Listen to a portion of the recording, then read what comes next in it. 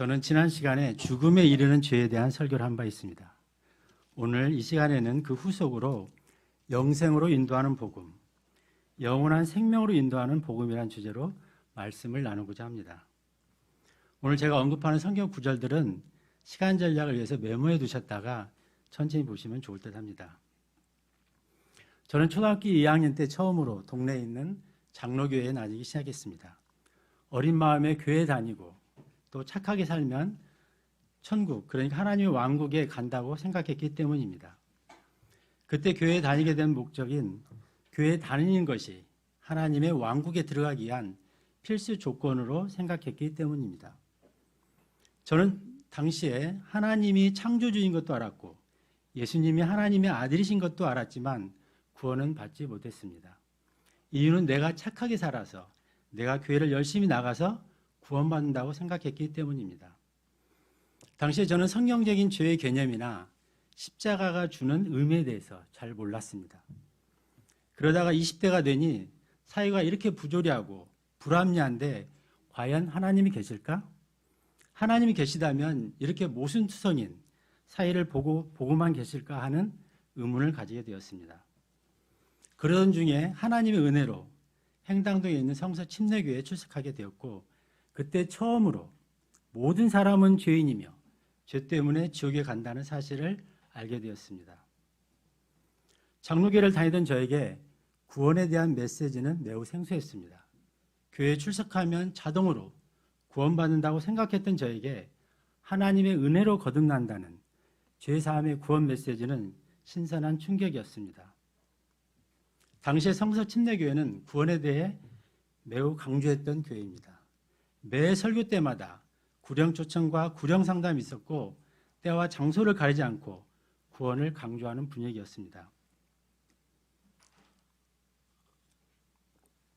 그래서 하도 구원에 대해 강조하다 보니까 이때가 1987년도였는데요. 구원이 신앙생활의 저는 목적이라고 생각했습니다. 최종 종착지라고 생각했습니다. 구원을. 그래서 제가 이 성서 침례교회에서 구원을 받고 제 자신에 있는 감격에 대해서, 기쁨에 대해서 친구든 직장 동료든 누구라도 그 당시에는 구원 이야기를 하고 싶었습니다. 또 구원받은 것을 생각할 때마다 내가 지금 죽어도 하나님의 왕국에 간다는 사실이 너무나 감격스러웠습니다. 구원받았다는 그거 하나만으로 충분히 행복할 수 있다고 생각했던 때입니다. 누구라도 만나면 구원에 대한 이야기를 하고 싶었고 내 안에 있는 기쁨의 이유를 전하고 싶었습니다. 내가 아는 모든 사람들도 내가 경험한 이 구원의 감격과 기쁨을 누렸으면 하는 간절함을 가지기도 했습니다. 구원은 사람의 노력이나 자격이 있어서 받는 것이 아니라 오직 하나님의 은혜로 선물로 받는다는 이 사실에 큰 감동을 받았습니다. 구원은 결코 노력이나 선한 행위로 받을 수 없습니다. 마태복음 19장에 보면 어떤 부자 청년은 어려서부터 하나님의 명령을 다 지켰지만 구원받지 못했습니다. 그리고 23장에 나오는 바리새인과 서기관들은 금식하고 안식일과 율법을 지키고 기도를 오래 했지만 그들도 구원받지 못했습니다. 오히려 예수님은 종교 지도자인 그들을 향해서 뱀들아, 독사들의 세대야 라고 일갈하시며 자신의 의를 앞세우는 그들을 저주하셨습니다. 사람이 자신의 의와 자기의 노력으로 구원받을 수 있다고 생각한다면 그것이 교만이요 이선입니다. 사람은 자기가 도덕적으로 거룩해져서 구원받는 것이 아니라 구원받고 하나님의 은혜를 경험하면 그때 비로소 하나님의 자녀로 다시 태어나고 영적인 새로운 거룩한 삶을 시작하게 된다는 것입니다. 구원은 목적이 아니라 영적으로 다시 태어나는 출생을 의미합니다. 구원이란 삶을 개혁하고 변화시켜서 도덕적으로 성숙해지는 삶을 구원이라고 하지 않습니다. 예수님은 요한복음 3장에서 니고데모에게 내가 다시 태어나야 한다고 영적 출생을 강조하셨으며 디도서 3장에서는 의로운 행위가 아닌 궁율에 따른 다시 태어나는 것이라고 말씀하셨습니다. 고린도후서 5장 17절에 보시면 그런즉 누구든지 그리스도 안에 있으면 새로운 창조물이라 옛것들은 지나갔으니 보라 모든 것이 새롭게 되었도다고 말씀하십니다. 구원은 그리스도 안에서 새로운 창조물로 다시 태어나는 것이라고 성경은 말하고 있습니다. 그럼 왜 모든 인간은 구원이 필요할까요? 왜 모든 사람은 구원을 받아야 할까요? 성경적으로 보면 모든 사람은 에베소서 2장 2절에 공중 권세 잡은 통치자, 곧 사탄의 자녀로 살기 때문이며 누가복음 1장 79절에서는 어둠과 사망의 그늘에 앉아있는 자들로서 마태복음 25장 41절에 영원한 불호수 심판을 받을 운명에 놓여있기 때문입니다. 모든 사람이 구원이 필요한 이유는 지위고와 물질의 많고 적음을 떠나 사람은 누구나 사탄의 인질로 고통 가운데 살다가 사망과 둘째 심판을 받게 되기 때문입니다. 올 여름에 제가 다녔던 전 직장 후배 중 50대 가장 3명이 질병과 사고로 살아가는 가족을 떠났습니다. 제가 인사무를 했었기 때문에 직원들의 삶을 좀 잘 알고 있었는데요. 그들 모두 치열하게 살았고 또 그렇게 살 수밖에 없었던 환경을 가진 직장 동료들이었습니다. 그런데 너무나 허무하게도 한순간에 세상을 떠났습니다. 사실 사람이 대단한 것 같지만 내일도 모르는 미물에 불과합니다. 우리가 SNS 등을 통해서 피상적으로 세상을 바라보면 나만 빼고 다 행복한 것 같지만 이 세상이라는 무대는 사탄이 지배하고 있기 때문에 그리 간단하지 않다는 것입니다. 창세기 3장 아담이 하나님께 불순종한 이후에 사람은 평생토록 고통 중에 땅의 소산을 먹고 살아야 하는 운명에 놓여 있습니다. 모든 사람은 사망과 둘째 심판의 판결을 받은 상태로 단지 지금은 집행이 잠시 유예된 상태입니다. 이 세상에 구원이 필요 없는 사람은 아무도 없습니다. 로마 3장 23절에 모든 사람은 죄를 지었고 그리고 6장 23절에서는 죄의 삭은 사망이라고 하였습니다. 결과적으로 에베소 2장 1절에 범법과 죄들 가운데 이미 죽었던 너희들이라고 성경은 말하고 있습니다. 다시 말하면 모든 사람은 죄인이고 죄의 삭은 사망이기 때문에 그 죄의 결과로 죽는다는 것입니다. 그래서 모든 사람은 현재의 고통으로부터 그리고 죽음으로부터 구원이 필요한 것입니다. 사망과 영원한 불호수 심판에서 건진받는 것이 구원입니다.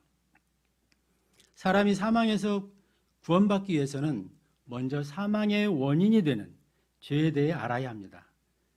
역설계라는 말이 있습니다. 이 어떤 현상에 대해 세밀하게 관찰 분석하여 그 원인을 찾아내고 거기서 새로운 결과를 알아낸다는 뜻입니다. 만약 인간의 행동 양식이나 심리 상태를 정직하게 관찰하고 분석한다면 모든 사람이 죄인이라는 사실을 아무도 부인할 수 없을 것입니다. 제가 구원받았을 때 가장 걸림이 되는 것이 죄에 대한 이해 부족이었습니다. 성경적인 죄에 대한 개념이 없었던 저는 죄인이라는 사실에 쉽게 동의할 수가 없었습니다. 초등학교 때부터 교회 다니며 나름 착하게 살았다고 생각했기에 죄인이라는 사실을 인정할 수 없었습니다. 전과도 없는데 무슨 죄인이냐고 반문하며 복음을 거부했던 기억이 납니다. 사람이 구원받으려면 죄에 대한 정확한 이해와 고민이 선행되어야 합니다. 왜냐하면 사람이 죽고 지옥에 가는 이유가 죄 때문이기 때문에 그렇습니다. 창세기 3장에서 시작된 인간의 불순종이 모든 죄들의 원인이며 지옥에 가는 근본 죄의 뿌리입니다. 하나님을 믿지 않는 죄가 지옥에 가는 죄이며 불순종한 그 죄 때문에 일반적인 모든 죄들을 짓게 되는 것입니다. 구령 상담할 때 그렇기 때문에 사람이 가진 죄의 원인과 그 죄의 형벌과 죄의 결과에 대한 심각성을 알려주지 않으면 자칫 복음을 보험 하나 드는 안전장치로 착각하게 만들 수 있습니다. 그렇기 때문에 복음을 전할 때는 죄와 죄의 형벌의 무서움을 먼저 알려줘야 하는 것입니다. 아담 이후 모든 사람은 죄 중에서 태어나서 죄 가운데 살다가 죄인으로 죽습니다. 시편 51편 5절에 보소서 내가 불법 가운데서 형성되었으며 내 어머니가 죄 가운데서 나를 수태하였나이다. 이게 다윗의 고백입니다. 에레미야 17장 9절에서 사람의 마음은 모든 것보다 거짓되고 극도로 사악하니 누가 그것을 알 수 있으리요. 마태복음 15장 18절에서는 입에서 나오는 것들은 마음에서 나오며 그것들이 사람을 더럽게 한다고 말씀하고 있습니다. 결론적으로 로마서 5장 12절 뒷부분을 보면 이와 같이 모든 사람이 죄를 지었으므로 사망이 모든 사람에게 임하였느니라고 성경은 말하고 있습니다. 은혜 시대를 살고 있는 우리에게 죄의 기준은 율법 시대보다 훨씬 더 엄격합니다. 요한일서 3장 15절에 보면 누구든지 자기 형제를 미워하는 자는 살인하는 자라고 했으며, 마태복음 5장 28절에 음욕을 품는 자는 이미 마음속으로 간음하였다고 말합니다. 골로새서 3장 5절에서는 탐욕은 우상 숭배라고 말씀하고 있습니다. 결국 사람은 숨쉬는 그 자체가 죄의 도구로 살고 있다는 것입니다. 구약시대, 그러니까 율법시대에는 사람을 죽여야 살인죄가 성립되었습니다. 그러나 은혜시대인 지금은 형제를 미워만 해도 살인죄에 해당합니다. 성경의 기준을 알면 누구도 사람이 죄인이라는 이 사실을 부인할 수 없습니다. 결국 모든 사람은 죄인이라는 결론에 도달합니다. 그리고 그 죄의 결과로 사망과 둘째 심판에 처하게 되는 것입니다. 그런데 죄인인 인간이 가진 근본적인 문제는 자신의 노력으로 자신의 죄를 해결할 수 없다는 것입니다. 전 재산을 팔아서 사회에 기부하고 평생을 남을 위해 봉사하며 살고 산속에 돌을 닦는다 해도 그가 종교 지도자든 수녀든 아니면 평생을 교인으로 살았든 아니면 모태신앙이라 해도 구원받지 않으면 사망과 불호수 심판을 피할 수 없습니다. 사도 바울은 로마서 1, 2, 3장에서 율법의 역할은 죄를 알게 하는 것이지 율법을 지켜서 구원받을 수 없다고 강조하고 있습니다. 인간적인 선한 행위들은 결코 구원의 자격이나 조건이 될 수 없습니다. 에베소서 2장 10절에 의하면 사람은 그리스도 예수님을 만나기 전에는 결코 선한 행위를 할 수 없는 존재이기 때문에 그렇습니다. 아담은 불순종한 후에 무화과 나무 잎으로 앞치마를 만들어서 자기의 수치를 가리고자 했습니다. 부자 청년은 율법을 지켜서 구원받고자 했습니다. 바리새인과 서기관들은 금식하고 안식일을 지키고 11조를 바쳐서 구원받고자 했습니다. 그러나 그들 모두는 구원받지 못했습니다. 자기의 노력이나 인간적인 선행으로는 구원받을 수 없기 때문입니다. 에레미야 2장 22절에 내가 천연소다로 내 몸을 씻고 많은 비누를 쓸지라도 내 불법이 여전히 내 앞에 표시되어 있느니라 주 하나님이 말하노라. 로마서 14장 23절에서는 믿음으로 행하지 않는다면 인간의 선행마저도 죄가 된다고 말합니다. 고린도전서 6장 12절에서는 법적으로 적법한 것까지도 모두 다 적절하지는 않다고 말합니다. 그리고 사도행전 4장 12절에서 다른 사람 안에는 구원이 없나니 하늘 아래에서 우리를 구원할 다른 이름을 사람들 가운데 주지 아니하셨느니라고 주님은 말씀하십니다. 여러분이나 저나 사람은 누구도 자기 노력이나 선행이나 또는 다른 이름으로 구원받을 수 없습니다. 그렇다면 죄는 어떻게 해결 용서받을 수 있을까요? 죄의 삭시 사망이라면 누군가의 죽음을 통해서만 죽음의 죄가 용서될 수 있습니다. 사망에 이르는 죄는 죽음을 통해서만 해결받을 수 있기 때문입니다. 죄 없는 누군가의 죽음으로서만 죄의 값을 갚을 수 있습니다. 죄 없는 누군가가 필요했습니다. 하나님의 공의는 죄는 죄로서 다스려져야 되고 그에 합당한 대가가 지불되어야 하기 때문입니다. 인간의 죄를 용서하기 위해서 죄 없는 누군가의 희생이 필요했습니다. 하나님께서는 죄인인 우리를 대신하여 죄 없으신 예수님을 십자가에 못 박았던 것입니다. 하나님의 공의는 죄 없으신 예수님의 희생을 통해 해결된 것입니다. 구원을 위하여 하나님이 만들어낸 사랑의 아이디어가 죄 없으신 독생자 예수님을 사람으로 보내는 것이었습니다. 요한복음 3장 16절에 하나님께서 세상을 이처럼 사랑하사 자신의 독생자를 주셨으니 이것은 누구든지 그를 믿는 자는 멸망하지 않고 영존하는 생명을 얻게 하려 하심이라. 그리고 누가복음 9장 56절에는 사람의 아들은 사람들의 생명을 멸하러 오지 아니하고 구원하러 왔느니라. 디모데전서 1장 15절 뒷부분에 곧 그리스도 예수님께서 죄인을 구원하시려고 세상에 오셨다고 말합니다. 죄인인 사람을 구원하시려고 하나님이신 예수님이 구원자로 세상에 오신 것입니다. 하나님께서 예수 그리스도를 죄의 희생제물로 세상에 보내신 것입니다. 요한일서 4장 9절에 우리가 하나님을 사랑하지 아니하였으나 그분께서 우리를 사랑하시고 자신의 아들을 보내사 우리의 죄들로 인한 화해 헌물로 삼으셨나니 여기에 사랑이 있느니라. 고린도전서 5장 7절 뒷부분에 우리의 유월절 어린 양 곧 그리스도께서 우리를 위하여 희생물이 되셨느니라. 마땅히 죄로 인해 죽어야 할 인간을 살리기 위하여 죄 없으신 독생자 예수님을 보내셨고 대속의 희생물로 죽게 하셨습니다.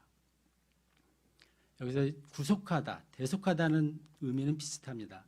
물론 영어로는 리딤과 랜섬을 사용하고 있지만 이 말의 의미는 남의 죄를 대신하여 벌을 받아 속죄하다는 의미입니다. 사탄의 인질이 되어 살고 있는 사람을 구원하기 위해 예수님이 인질의 몸값으로 지불된 것입니다. 마가복음 10장 45절에서 사람의 아들은 섬김을 받으러 오지 아니하고 도리어 섬기며 자기 생명을 많은 사람의 대속물로 주려고 왔느니라고 하시니라. 갈라디아서 3장 13절에 그리스도께서 우리를 위해 저주가 되사 율법의 저주에서 우리를 구속하셨으며 디모데전서 2장 6절 뒷부분에는 예수님은 모든 사람을 위한 대속물로 자신을 주셨다고 말씀하십니다. 인간의 죄를 대신하여 하나님이신 예수님이 희생물이 되어 죽으신 것입니다. 죄 없으신 예수님이 우리 죄를 대신하여 죽으심으로 우리의 죄의 몸값이 지불되었고 그 결과로 우리가 사망에서 해방된 것입니다. 예수님은 자신이 대속의 희생물로 죽으심을 통해서 사망을 패하시고 생명과 죽지 아니함을 드러내셨습니다. 디모데후서 1장 10절에 이제 우리의 구원자 예수 그리스도의 나타나심으로 분명히 드러났으니 그분께서는 사망을 패하시고 복음을 통해 생명과 죽지 아니함을 밝히 드러내셨느니라 이렇게 말씀하십니다. 고린도전서 15장 54절에서는 이 썩을 것이 썩지 아니함을 입고 이 죽을 것이 죽지 아니함을 입었으며 사망이 승리 가운데서 삼켜졌다고 선언하셨습니다. 구원은 예수 그리스도의 희생을 통해 주어진 선물이요 은혜입니다. 그럼 죄인인 인간이 어떻게 구원을 선물로 받을 수 있는지 사도행전 8장 에티오피아 내시의 사례를 통해서 알아보겠습니다. 사도행전 8장 26절을 보시겠습니다. 사도행전 8장 26절입니다.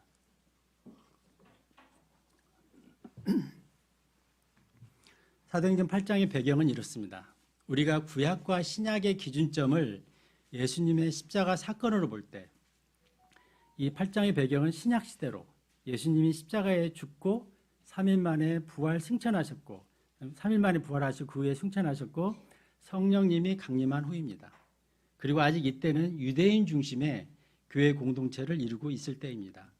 26절에 이때 주의 천사가 빌립에게 나타나 에티오피아 내시에게 가라고 명령을 합니다. 그리고 27절에서 에티오피아 내시는 여왕의 국고를 맡은 큰 권세를 가진 자로 오늘날로 보면 아마도 기획재정부 장관과 이런 비슷한 직책이라고 생각이 됩니다. 그가 경배하러 예루살렘에 왔다가 이제 에티오피아로 돌아가는 중입니다. 그리고 28절에 에티오피아 내시는 병거에 앉아 이사야 대언서를 읽고 있었습니다. 이때 빌립이 주의 천사의 명령에 따라서 병거에 다가가서 내시에게 이르기를 그대가 읽는 것을 깨닫느냐 하고 묻습니다. 31절에 그러자 내시는 누가 가르쳐주는 자가 없으니 어떻게 깨닫겠느냐고 반문하며 빌립을 청하여 합석합니다. 합석한 빌립이 에티오피아 내시가 읽고 있던 이사야서 53장의 말씀을 가지고 예수님에 관하여 말씀을 선포합니다. 사도행전 8장을 간제해 놓으시고 에티오피아 내시가 읽고 있던 이사야서 53장을 보시겠습니다.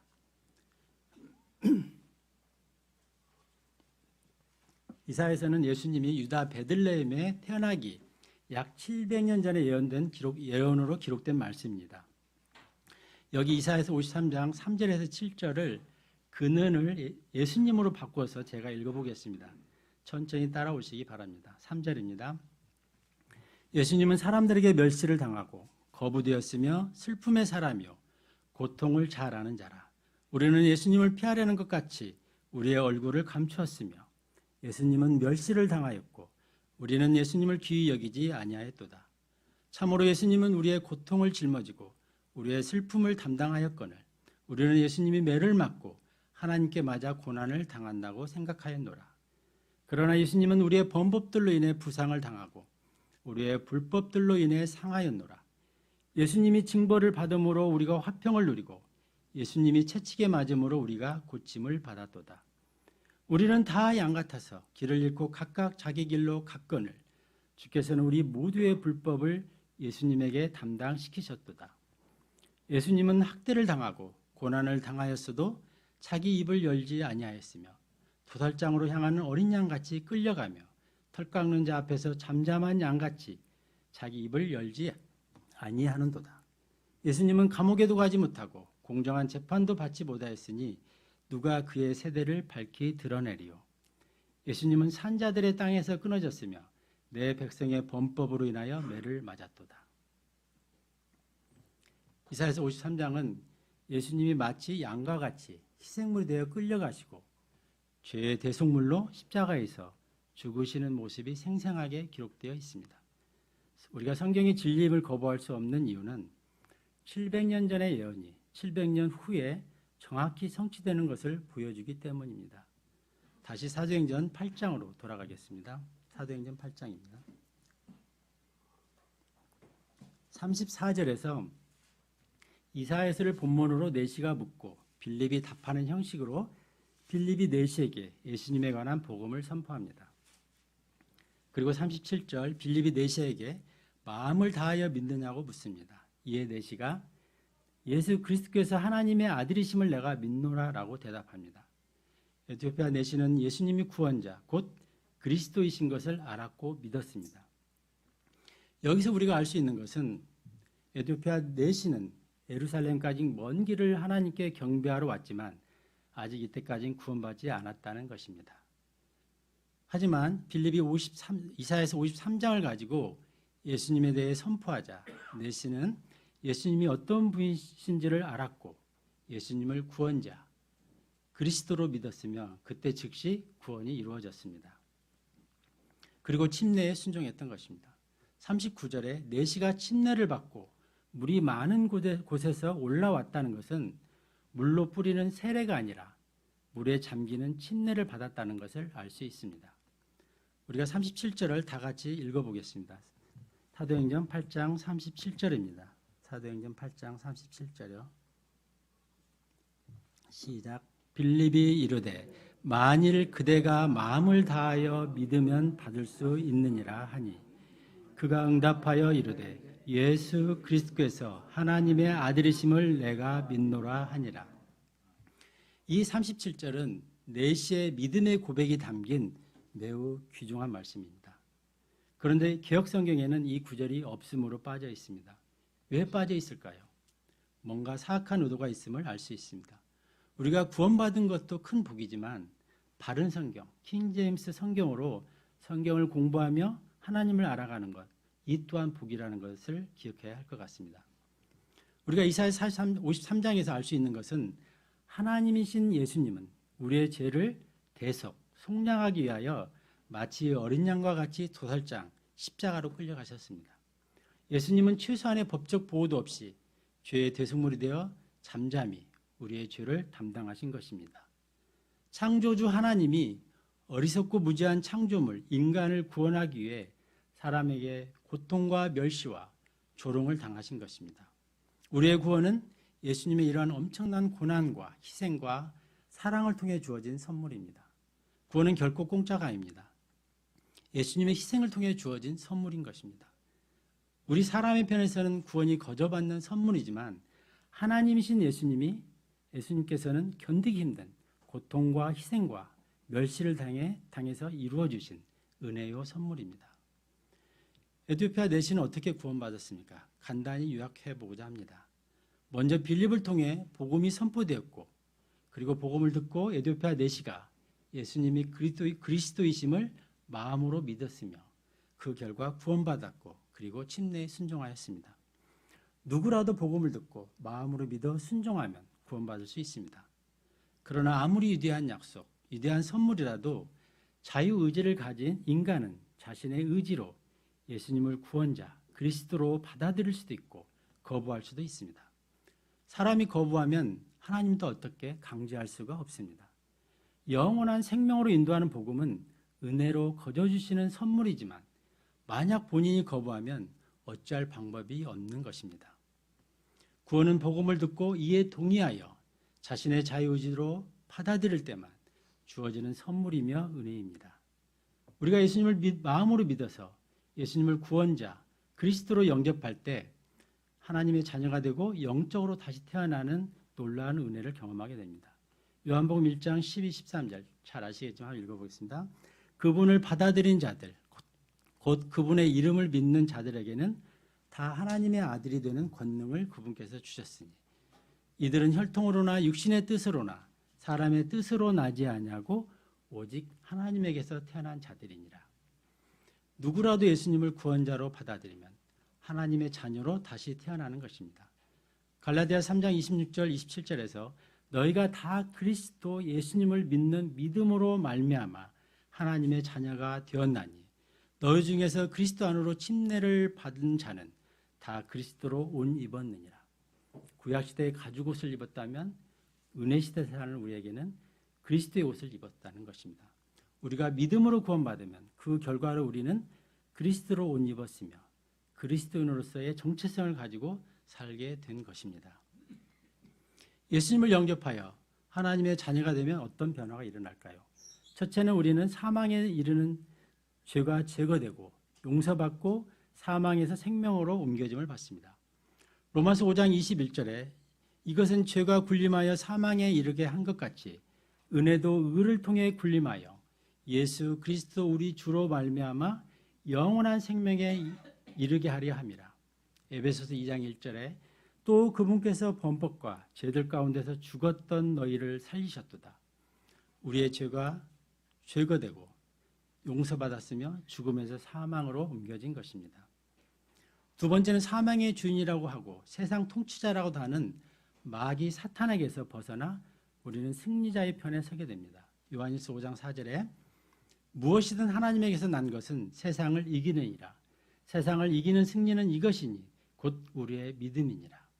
에베소서 1장 21절에 그분을 모든 정사와 권능과 강력과 통치와 이 세상뿐만 아니라 오는 세상에서 불리는 모든 이름보다 훨씬 위에 두셨으며 히브리서 2장 14절 15절에 이것은 그분께서 죽음을 통해 죽음의 권능을 가진 자 곧 마귀를 멸하시고 또 죽음을 두려워하여 평생토록 속박에 얽매인 자들을 건져내려 하심이라.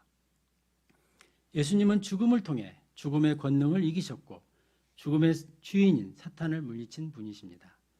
물론 우리가 구원받아도 때때로 고난과 시험과 실패를 경험하지만 그렇다 해도 결국 우리는 승리의 편에 서게 될 것입니다.